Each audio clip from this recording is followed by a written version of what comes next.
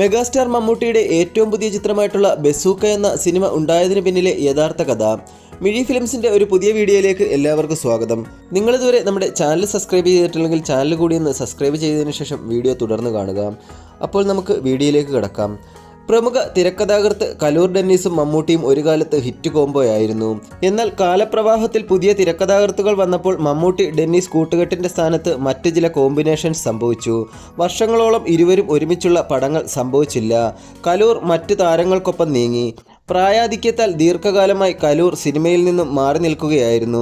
ആ ഘട്ടത്തിലാണ് ബികോം ബിരുദ പഠനം കഴിഞ്ഞു നിൽക്കുന്ന മകൻ ഡിനോ ഡെന്നീസ് താനൊരു തിരക്കഥ എഴുതിയ വിവരം പിതാവിനോട് പറയുന്നത്. കഥ കേട്ട ഡെന്നീസിന് വളരെ ഇഷ്ടമായി.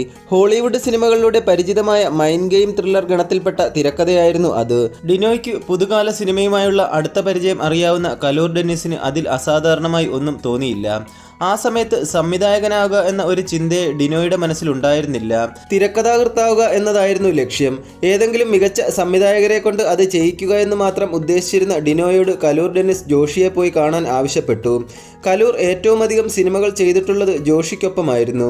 തിരക്കഥ വായിച്ചു കേട്ട ജോഷിക്ക് സംഗതി ഇഷ്ടപ്പെട്ടെങ്കിലും ഇത് ഡിനോ തന്നെ ചെയ്യുന്നതായിരിക്കും നല്ലതെന്ന് അദ്ദേഹം അഭിപ്രായപ്പെട്ടതോടെ ഇനി സംവിധായകരെ കാണുന്നതിന് പകരം നായക നടനോട് കഥ പറയാമെന്ന് തീരുമാനിച്ചു.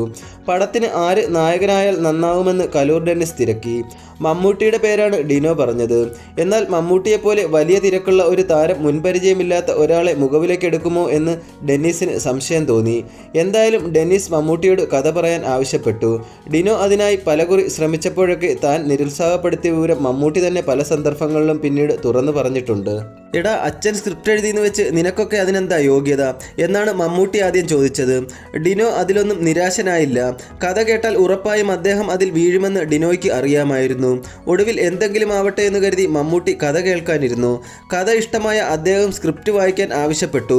മുഴുവൻ ശ്രദ്ധാപൂർവം കേട്ടിരുന്ന ശേഷം അദ്ദേഹം പറഞ്ഞു, ഇത് കൊള്ളാം, നമുക്ക് ചെയ്യാം, പക്ഷെ ആര് ഡയറക്റ്റ് ചെയ്യും? ഡിനോ മലയാളത്തിലെ ചില പ്രമുഖ സംവിധായകരുടെ പേര് പറഞ്ഞു. അത് കേട്ടതും മമ്മൂട്ടി ഇങ്ങനെ പ്രതികരിച്ചു, അതൊന്നും വേണ്ട, നിന്റെ മനസ്സിലുള്ളതുപോലെ ഈ സിനിമ വേറെ ആര് ചെയ്താലും ശരിയാവില്ല, ഇത് നീ തന്നെ അങ്ങ് ചെയ്താൽ മതി. ഇത്തവണ ഞെട്ടിയത് ഡിനോയാണ്. തനിക്ക് സംവിധാനത്തെക്കുറിച്ച് കാര്യമായ ഗ്രാഹ്യമൊന്നുമില്ലെന്നും ഞാൻ ചെയ്താൽ നന്നാവുമോ എന്ന ഉറപ്പില്ലെന്നും ഡിനോ വിനയത്തോടെ അറിയിച്ചു. അതൊന്നുമില്ല, നീ ചെയ്താൽ മതി, നന്നാവുമെന്ന് മമ്മൂട്ടി ഉറപ്പ് കൊടുത്തു. അങ്ങനെ മമ്മൂട്ടി എന്ന മഹാമേരുവിൻ്റെ ഡേറ്റ് ഒരു പടത്തിൽ പോലും ക്ലാപ്പടിച്ച് പരിചയമില്ലാത്ത ഒരു ചെറുപ്പക്കാരൻ്റെ കയ്യിലായി. അങ്ങനെയാണ് ബസൂക്ക എന്ന സിനിമ ആരംഭിക്കുന്നത്.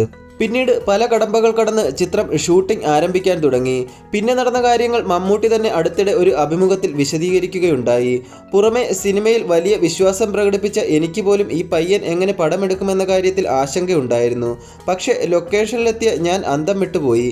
പരിചയസമ്പന്നരായ സംവിധായകരെ പോലെ പടപടപടാന്ന് ഷോട്ടുകൾ എടുക്കുകയാണ് ഡിനു. പുള്ളി അത്രത്തോളം ഹോംവർക്കുകൾ ചെയ്തിരിക്കുന്നുവെന്ന് എനിക്ക് മനസ്സിലായി. ഭാവിയുള്ള സംവിധായകനാണ് ഡിനോ. ഇങ്ങനെയുള്ള കമൻറ്റും സർട്ടിഫിക്കറ്റും 50 വർഷത്തെ ഫിലിം കരിയറിനിടയിൽ ഇന്നേ വരെ മമ്മൂട്ടി ഇത്ര പരസ്യമായി മറ്റാർക്കെങ്കിലും നൽകിയതായി അറിവില്ല. എന്തായാലും ചിത്രം എങ്ങനെയുണ്ടെന്ന് തിയേറ്ററുകളിൽ എത്തിയ ശേഷം നമുക്ക് അറിയാവുന്നതാണ്. നമുക്ക് ആ ഒരു ചിത്രത്തിൻ്റെ വിജയത്തിനായി കാത്തിരിക്കാം. മമ്മൂട്ടിയുടെ ഏറ്റവും പുതിയ ചിത്രമായിട്ടുള്ള ബസൂക്കയ്ക്ക് എല്ലാവിധ വിജയാശംസകളും.